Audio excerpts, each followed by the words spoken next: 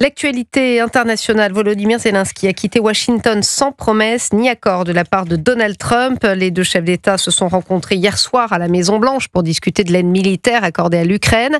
Et le président américain a refusé pour l'instant de livrer davantage de missiles longue portée Tomahawk. Bonsoir Wilfried de Villers. Bonsoir. La rencontre a plutôt pris des airs de préparation au possible sommet à venir entre Donald Trump et Vladimir Poutine. Oui, le plus évocateur, c'est peut-être cet entretien au téléphone entre les présidents russes et américains avant l'arrivée de Volodymyr Zelensky à la Maison-Blanche. Signe d'une entente retrouvée après des semaines de tensions et de menaces de Trump à l'égard de la Russie.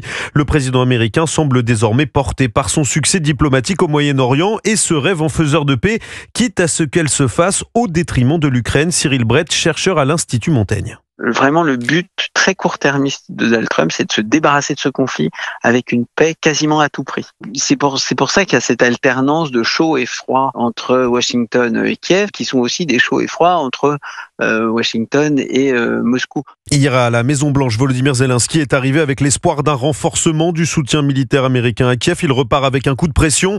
Donald Trump insistant pour qu'il trouve un accord avec Vladimir Poutine, assurant que ce dernier est bien en faveur de la paix. Le président américain suggère également que l'Ukraine et la Russie s'en tiennent à la ligne de front pour délimiter la nouvelle frontière entre les deux pays. Scénario inacceptable pour Kiev, d'autant plus sans garantie de sécurité que les Européens ont tenté de négocier en vain cet été. Merci Wilfried de Villers pour Europe 1. On reviendra évidemment sur ce sommet à venir avec Michel Fayad et Véronique Jacquier, mes débatteurs de la première heure.